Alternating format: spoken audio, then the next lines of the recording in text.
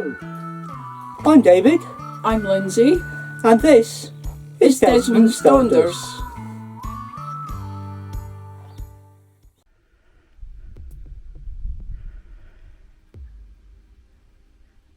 A VW camper, looking good,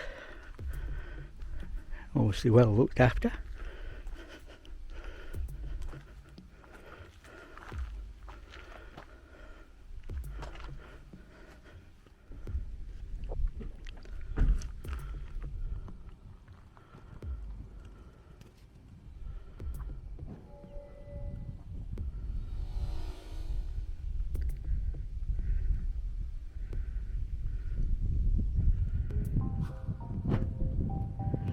We're off on a walk, just down to the castle.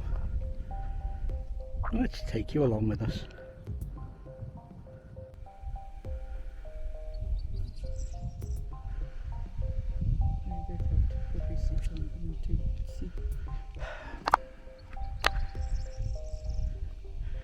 This camera is not exactly good to help in identification. But we'll see if we can find out what this plant is.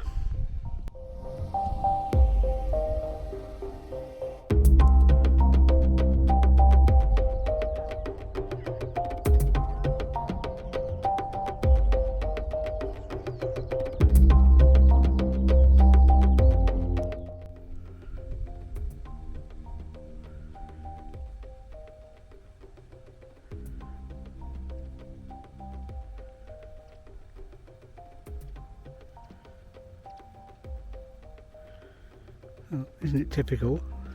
The skylark shut off as soon as you switch the camera on. This is the view over the Moray Firth, and we're very nearly down at the castle.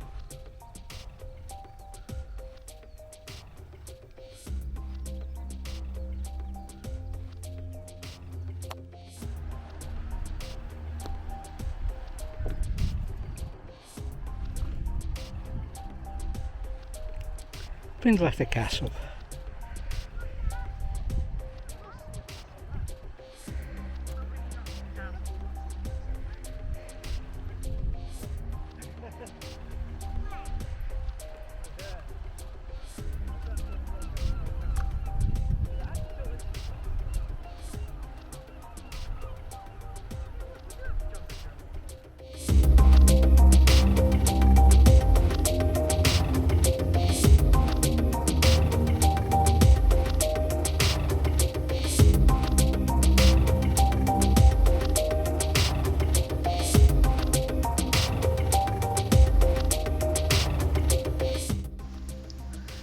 There has been a fortress at Findlater since at least the 13th century.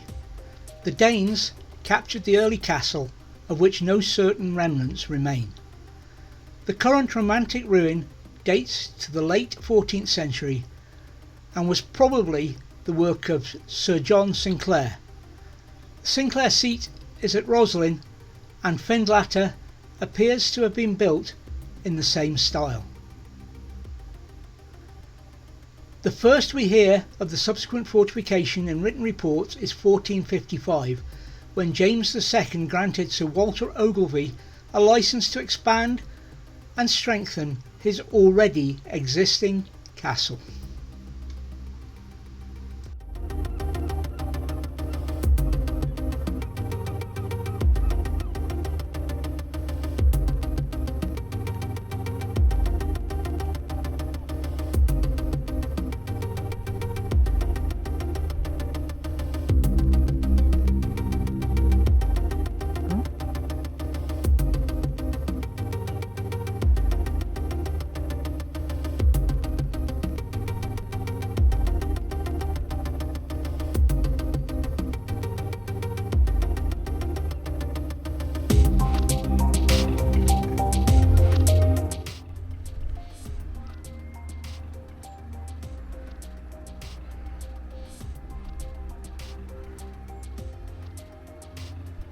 Well, I'm left alone at the top of the cliff. Lindsay's decided she's going to have a go. at getting down to the castle.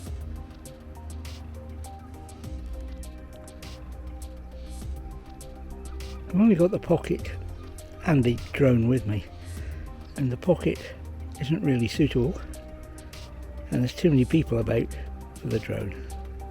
But there goes Lindsay, heading down out of sight behind some growth, and she'll be hopefully keeping going and make it to the castle. And there she's made it past the first hard part.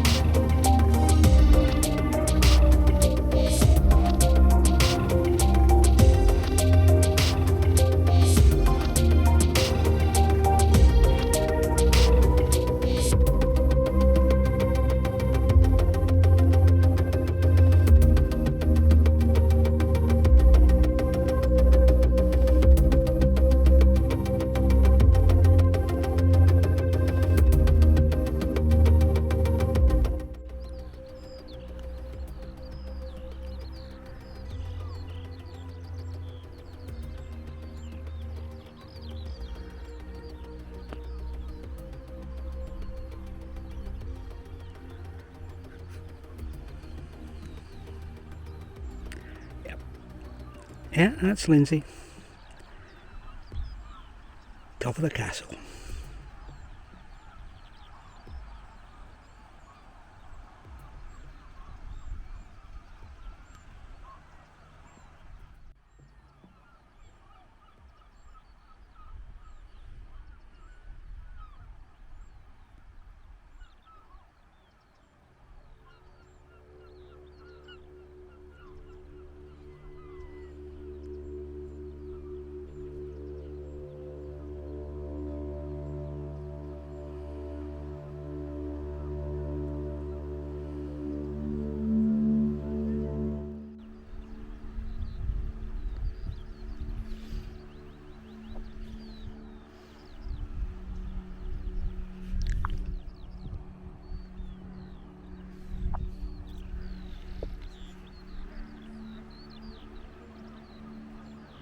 Oh, she's still up there somewhere, but she's vanished. I guess she's once again said, I'm not going to do something, but then done something by going inside. Hope she remembers to hit the button on the video camera.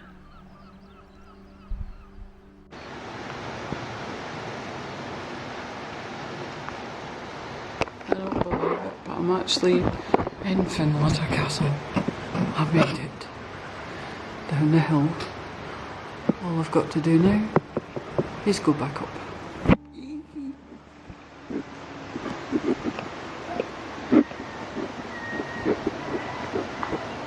Incredible.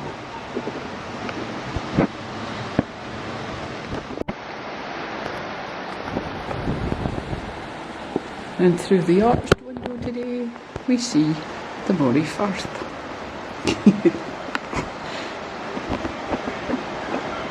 Brilliant.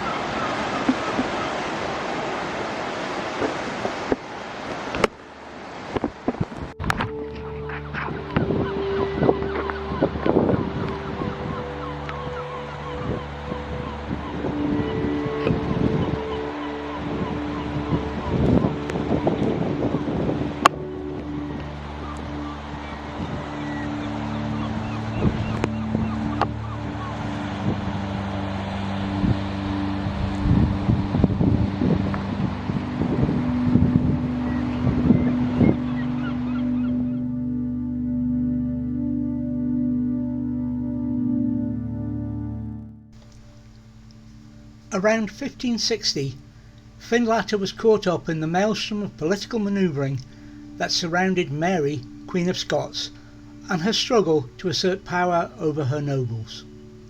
Sir Alexander Ogilvie squabbled with his son James and finally disinherited him. Alexander granted Findlater to Sir John Gordon, but James was not going to give up his inheritance so easily. He used his considerable influence as steward in the royal household of Mary, Queen of Scots, and convinced Mary to visit the castle. Gordon refused to allow the Queen to enter, so she sent a force of men to seize Findlater. Gordon beat them off, but was himself captured at the Battle of Corrichie shortly after. He was tried for treason and beheaded, and Findlater was given to Sir James Ogilvie. By the middle of the 17th century, the castle had become too old-fashioned for the Ogilvie family's needs, and the family built a new and much more comfortable residence at Cullen, just to the west along the coast. The castle was left to decay, and decay it certainly has.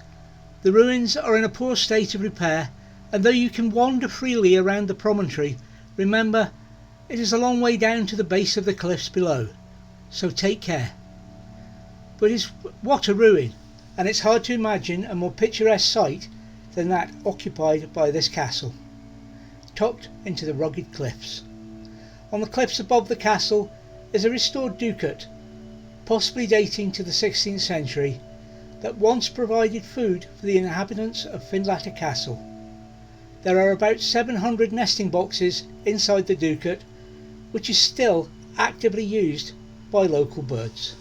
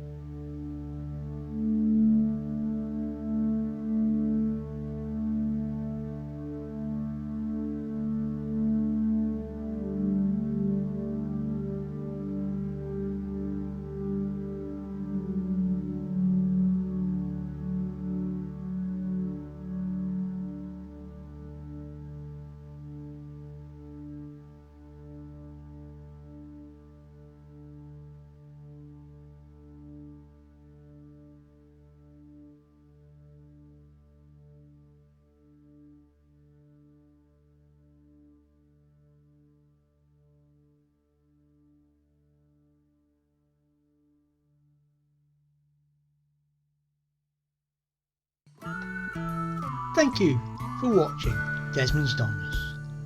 And remember, please take nothing but memories and leave nothing but tracks.